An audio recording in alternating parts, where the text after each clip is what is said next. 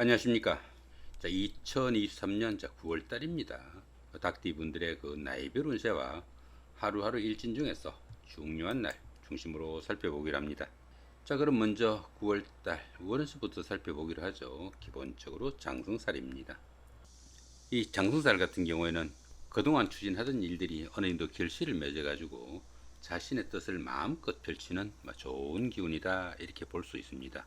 사회에서나 직장에서 중심적이고 중요한 역할을 하게 되겠고, 또 자신이 리더가 돼가지고 모든 일을 주관하게 되는 그런 운세다, 이렇게 볼 수 있습니다. 그 명확한 판단력과 강한 추진력으로 모든 일이 순조롭고 원활하지만은 자기 중심적이다 보니까 돌출된 행동도 하기 쉽겠고, 또 양보를 모르는 탓에 주변 사람들과 대인관계에서 그 이견이나 마찰도 따르기 쉽다, 이렇게 볼 수 있습니다. 주변 사람들과 불화와 갈등으로 불화가 깊어지면은 그 자신의 자리에서 물러나야 하는 경우도 생길 수 있으니까 인간관계로 인한 구설수나 금전 시비에는 상당한 주의가 좀 필요하겠다, 이렇게 볼 수 있습니다. 또한 그 지나친 일 욕심으로 인해 가지고 건강에도 문제가 따를 수 있으니까 상당한 주의가 좀 필요하겠다, 이렇게 볼 수 있습니다. 이런 제왕지에서는 타인의 그 간섭이나 통제를 받지 않는 특별한 프로젝트나 프리랜서, 영업직 같은 이런 업종이 그 자기 적성에 맞는다, 이렇게 볼 수 있습니다. 또한 그 좋은 운이다 보니까 합격이나 당선, 취직, 승진 같은 명예가 상승하는 좋은 기운도 따르게 되겠고, 또 재물도 풍부하고, 또 미혼자분들은 배필을 만나는 작은 행운도 따르는 좋은 기운도 포함이 되겠다, 이렇게 볼 수 있습니다. 자, 이번에는 9월달 한 달 동안의 닭띠분들의 그 나이별 운세 살펴보기로 합니다. 7세, 67세 되시는 분들 정유년에 태어나셨고 적색닭에 해당하십니다. 천을귀인이 함께하고 12운성은 장생지에 속합니다. 이 천을귀인 같은 경우에는 어려움이 생겼을 때 그 어려움을 좋은 기운으로 바꿔주는 최고의 길신이다, 이렇게 볼 수 있습니다. 이 천을귀인이 운세에 오게 되면은 항상 주변에서 도와주는 사람들이 생기게 되고, 또 인덕이 많아가지고 설령 어려움이 생기더라도 주변의 도움으로 무난히 해결된다, 이렇게 볼 수도 있겠습니다. 자, 그런 가운데 12운성은 장생지에 속합니다. 이 장생지 같은 경우에는 막 탄생한 그 정도의 기운이다, 이렇게 볼 수 있습니다. 막 탄생한 기운이다 보니까 시작하려는 그런 기운도 포함이 되겠고, 사업이나 취업, 시험의 준비, 새로운 시작을 좀 준비할 수 있는 그런 시기도 되겠다, 이렇게 볼 수 있습니다. 직장이나 집안일 모두 호전되고, 출산이나 사업의 호전 등 경사가 이어지는 좋은 기운일 수 있겠고, 또 막 탄생한 그런 기운이다 보니까 주변에서 도움을 주는 일도 많고 조상의 음덕이 있는 시기다, 이렇게 볼 수도 있습니다. 매사 케어하라고 밝은 성격에 사명감도 있고 믿음직하지만은 통솔력이나 독립심은 조금 부족해가지고 자영업보다는 직장 생활이 좀 더 맞는 그런 운세다, 이렇게 볼 수는 있겠습니다. 그런 가운데 이렇게 재성이 장생지에 속하다 보면은 재물운이 좋아가지고 부와 명예를 축적해가지고 남부럽지 않는 그런 생활을 할 수 있겠고, 특히 그 남자분들 같은 경우에는 아내나 여자분들의 도움까지 받을 수 있는 좋은 운세다, 이렇게 볼 수도 있겠습니다. 19세, 79세 되시는 분들 을유년에 태어나셨고 청색닭에 해당하십니다.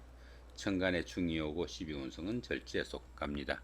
이 천간중 같은 경우에는 하는 일마다 스트레스가 많은 그런 기운이다, 이렇게 볼 수 있습니다. 그렇지만 이 천간중 같은 경우에는 현실적인 문제와는 직접 연결되지 않는 그런 경우라 가지고 자신의 마음을 조금 달릴 수 있는 그런 여유와 노력을 하게 된다면은 오히려 생활에 자극제가 되거나 전환점이 될 수도 있는 좋은 기운으로 성화시킬 수도 있겠다, 이렇게 볼 수도 있겠습니다. 그런 가운데 이렇게 12운성은 절지에 속합니다. 이 절지 같은 경우에는 세상과 인연이 끊어진 그런 기분을 느끼는 시기다, 이렇게 볼 수 있습니다.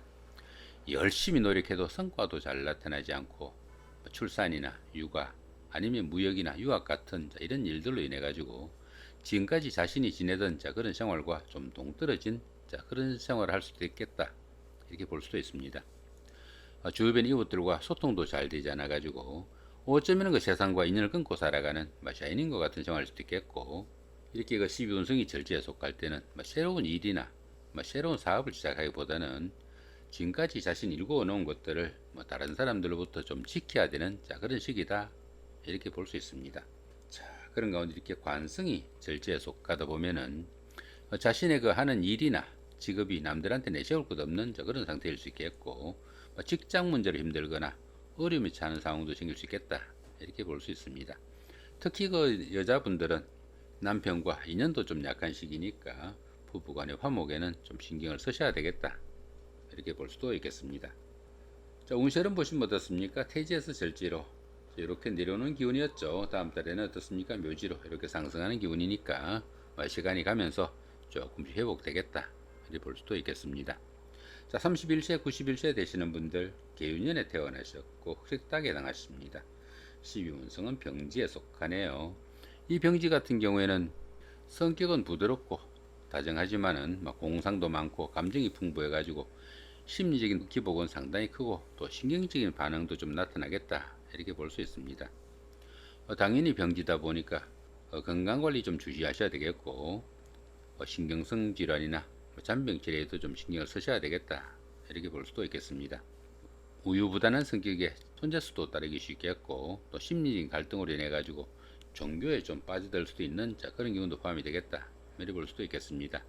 이렇게 12운성이 병지에 속할 때는 교육이나 문화 아니면 종교, 역학 이런 쪽으로 활인업이죠. 이런 쪽으로 종사하시면은 능률도 나고 또 업상 대체로 인한 좋은 운도 되겠다, 이렇게 볼 수 있습니다. 자, 그런 가운데 이렇게 인성이 절지에 속하다 보면은 그 문서운이 박해가지고 부동산을 취득하거나 자격증을 취득할 이런 계획을 가신 분들은 조금 주의하셔야 되겠고, 나이 드신 부모님이 계신 분들은 부모님의 건강관리도 좀 신경을 쓰셔야 되겠다, 이렇게 볼 수도 있겠습니다. 43세, 103세 되시는 분들 신유년에 태어나셨고 백색닭에 해당하십니다. 천지동이 함께하고 12운성은 걸록지에 속하네요. 이 천지동 같은 경우에는 진짜와 가짜에 대한 시비도 생길 수 있겠고 재물의 손실도 따르기 수 있겠고 이사나 직장 이동 변동이 있을 수 있는 그런 운세다, 이렇게 볼 수 있습니다. 특히 그 경쟁자의 등장으로 인해 가지고 주변 사람들의 그 모함이나 배신도 따를 수 있겠고 직장이나 직업이 바뀌거나 돌발 사고도 따를 수 있는 그런 운세도 포함이 되니까 상당한 주의도 좀 필요하겠다, 이렇게 볼 수도 있겠습니다. 12운성은 걸록지에 속합니다. 이 걸록지 같은 경우에는 부와 명예를 축적해 나가는 만능적이고 좋은 시기다, 이렇게 볼 수 있습니다. 추진하던 일에서는 성과도 나타나고 승진과 출세에 따른 성공의 우리라 가지고 사업을 일으키거나 새로운 일을 시작할 수 있는 그런 도 포함이 되겠다, 이렇게 볼 수도 있습니다. 그렇지만 모든 일이 잘 풀려나가다 보니까 지나친 자신감이나 집착 등으로 인해 가지고 스스로 어려움을 자초하기도 쉽겠고 다른 사람들에 대한 아량 부족으로 인해 가지고 주변 사람들과 좀 불화할 수 있는 그런 경우도 생기니까 주변 사람들에 대한 아량이나 배려는 좀 필요한 그런 운세다, 이렇게 볼 수도 있겠습니다. 자, 그런 가운데 이렇게 비견이 근록지에 속하다 보면은 형제자매나 친구 동료 같은 가까운 사람들이 사회적으로나 직장에서 좀 돋보이는 그런 역할을 할 수 있어 가지고 안 그래도 좋은 운세에 가까운 사람들의 도움까지 받을 수 있는 좋은 운세다, 이렇게 볼 수도 있겠습니다. 55세 되시는 분들 기운년에 태어나셨고 황색닭에 해당하십니다. 12운성은 역시 장생지죠. 장생지 초반에 설명드렸죠. 그 참고하시기로 하고요. 자, 그런 가운데 식신이 장생지에 속하다 보면은 추진하던 일이 잘 풀려나가니까 의식주에 걱정도 별로 없고 또 생활에 여유도 생겨가지고 집안에 발전적인 그런 일도 많은 좋은 운세다 보시면 될 것 같습니다. 자, 이번엔 9월달 한 달 동안의 닭띠분들의 그 하루하루 일진 중에서 좀 중요한 날 중심으로 살펴보기로 합니다.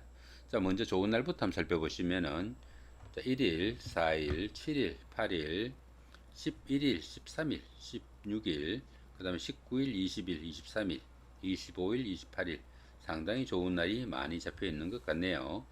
자, 여기 반한살의 방학 같은 경우에는 형제자매나 친구 동료 같은 가까운 사람들의 도움으로 성진이나 승급 같은 좋은 운이 따르는 그런 하루가 되겠다, 이렇게 볼 수도 있겠습니다. 자, 여기 화개살의 사막 같은 경우에는 어떻습니까? 학창 시절에 그 동창생들이나 직장 다니시면서 동료분들 이런 분들의 도움으로 옛날에 다니던 직장에 복직을 하거나 전에 하던 일을 다시 시작할 수도 있겠고 친구나 동료 간에 트러블이나 갈등이 있었다면은 화해를 할 수 있는 그런 기운도 포함이 되겠다, 이렇게 볼 수도 있겠습니다. 자, 여기 천사리 육합 같은 경우에는 상당히 어려운 일 가운데 어떻습니까? 육합이니까 가까운 사람들이나 특히 이성의 도움으로 좋은 결과를 맞을 수 있는 그런 하루가 되겠다 이렇게 볼 수도 있겠습니다. 8일날 같은 경우에는 삼합의 지살이네요. 지살이다 보니까 이동살이죠, 그죠? 뭐 여행이나 나들이 아니면 이사 같은 이런 이동 중에 가까운 사람들 어떻습니까? 학창 시절의 그 동창생들이나 직장 동료분들의 도움이 상당히 있는 그런 하루가 되겠다 보시면 될 것 같습니다. 그 다음에 11일 같은 경우에는 망신살의 방합이죠. 형제자매나 친구 동료들 같은 가까운 사람들의 도움으로 시험이나 선거 같은 어려운 과정을 잘 풀어나갈 수 있는 좋은 하루가 되겠다. 이 정도 보시면 될 것 같습니다. 이번엔 안 좋은 날 한번 살펴보기로 합니다. 5일, 6일, 12일, 17일, 18일, 24일, 29일, 30일 이 정도가 조금 주의해야 되는 날, 그 정도로 볼 수 있겠습니다. 여기 급살의 원인 같은 경우에는 상당히 힘든 일 가운데 주변 사람들과의 갈등 관계 좀 신경을 쓰셔야 되겠고, 여기 저살의 충 같은 경우에는 답답하고 잘 풀리지 않는 가운데 각종 사고수 주의하셔야 되겠고, 이렇게 충이 있는 때에는 어떻습니까?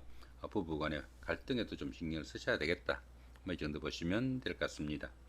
12일날 같은 경우에는 장성살의 자영이죠.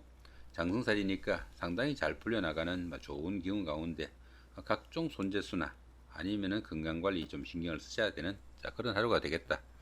이 정도 보시면 될 것 같습니다. 이렇게 오늘은 2023년 9월달 한 달 동안의 닭띠 분들의 9월달 월운세와 나이별 운세 더불어 하루하루 일진 중에서 좀 중요한 날 중심으로 살펴봤습니다. 좋은 한 달 만드시기 바랍니다. 감사합니다.